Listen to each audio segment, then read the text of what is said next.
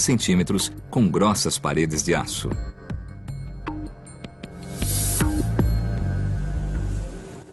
Depois de 7 anos de modificações e mergulhos de teste até a profundidade de 5,5 km, o Trieste estava pronto para chegar ao fundo da fossa. O comandante dessa perigosa missão era o tenente da Marinha e explorador Don Walsh. Eu sei que os astronautas fazem isso o tempo todo. Por que tem de ser assim? Por que eles não usam robôs? É preciso ir até lá porque é assim que agimos. Apenas alguns oficiais e cientistas sabiam da missão que foi realizada em janeiro de 1960, na costa de Guam. Naquela época, Guam era isolada, o que era ótimo para nós, pois estávamos tentando realizar esse projeto de um modo secreto, já que não sabíamos se ia funcionar. A Marinha não queria ser envergonhada por um fracasso espetacular. O oceanógrafo Jacques Piccard, filho do criador do Trieste, foi o companheiro de Walsh. Os dois passaram 9 horas espremidos na pequena esfera. Nós tínhamos cerca de meio metro cúbico de espaço, mais ou menos o tamanho de uma geladeira doméstica, e a temperatura lá dentro era equivalente à de uma geladeira. Foi um drama. A história da origem da Fossa das Marianas começava a tomar forma. Em 1874, os ingleses foram os primeiros a descobrir um buraco de 8 quilômetros de profundidade no oceano. 75 anos depois, o sonar revelou que o buraco era uma fossa com 2.400 quilômetros de comprimento, cujo ponto mais profundo estava a 11 quilômetros abaixo da superfície do Pacífico. Para coletar evidências, 2 homens corajosos fizeram um mergulho mais perigoso da história. Eles se aventuraram no abismo e chegaram ao fundo da Fossa das Marianas.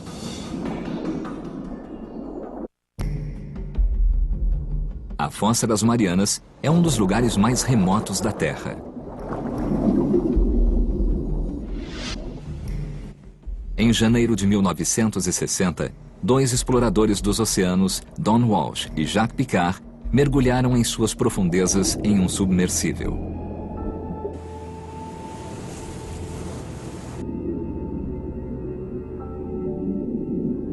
A uma velocidade de apenas 5 km por hora, eles começaram a lenta descida para as profundezas. A 900 metros, a escuridão era total. A única iluminação vinha das luzes do Trieste. Na profundidade em que operávamos era sempre escuro. Estávamos no abismo e havia bioluminescência dos animais e do plâncton. Eram como vagalumes que têm uma luz própria. Dentro da grossa esfera de aço, Walsh e Piccard passaram rapidamente a profundidade de teste de 5 quilômetros.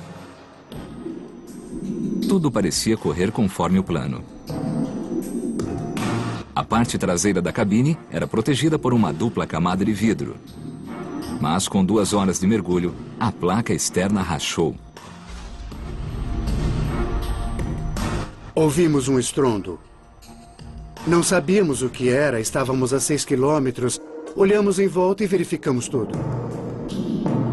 Cada centímetro quadrado da esfera de suporte à vida sustentava 1 tonelada de pressão.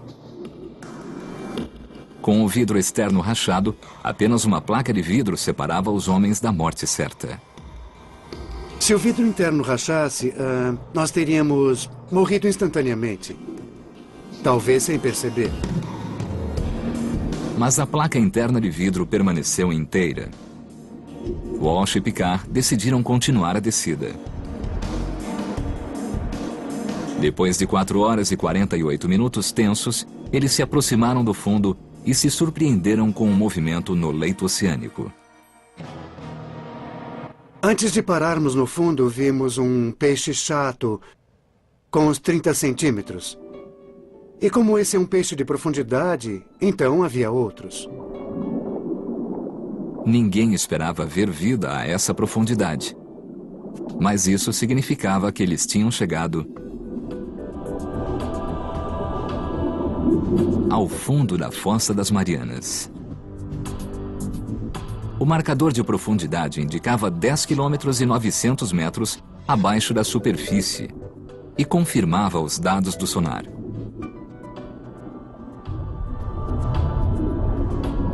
Espremidos em uma bolha de ar, os dois exploradores estavam mais perto do centro da Terra do que qualquer homem já estivera.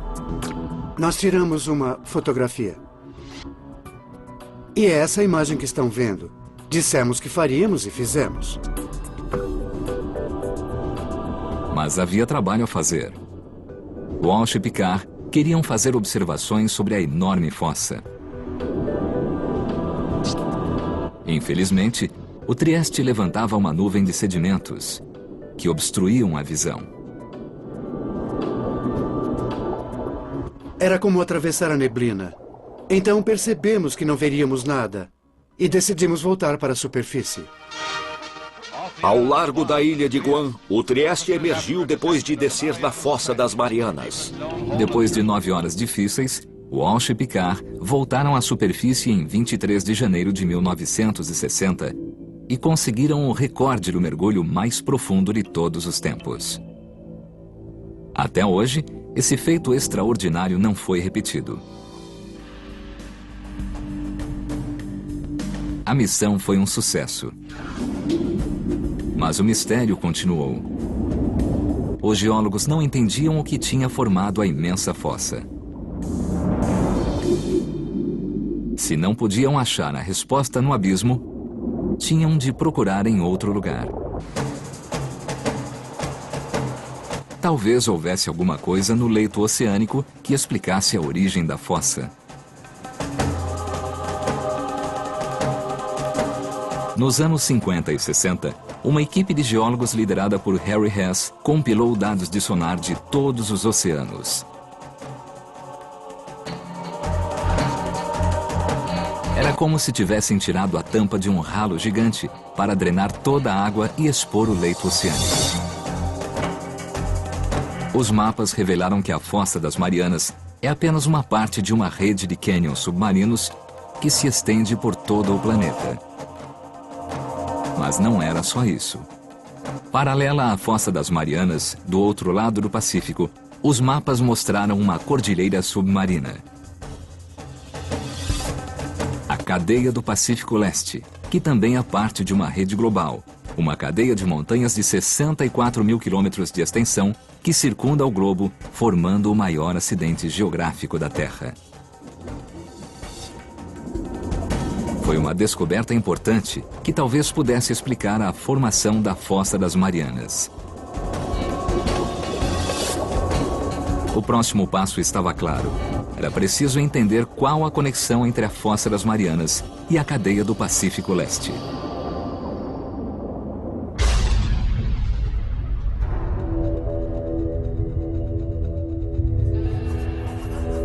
A descoberta veio de uma fonte improvável. Durante a Guerra Fria, os Estados Unidos construíram uma rede de sismógrafos subterrâneos para captar testes de bombas atômicas. Inesperadamente, os sismógrafos detectaram terremotos naturais.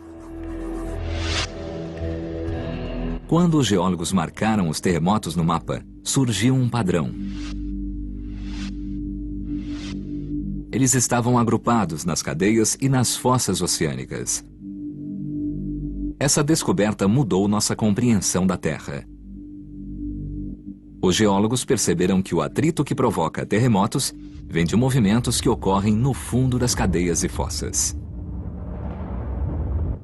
Com esse investimento em sismologia, tornou-se possível localizar exatamente onde os terremotos ocorriam.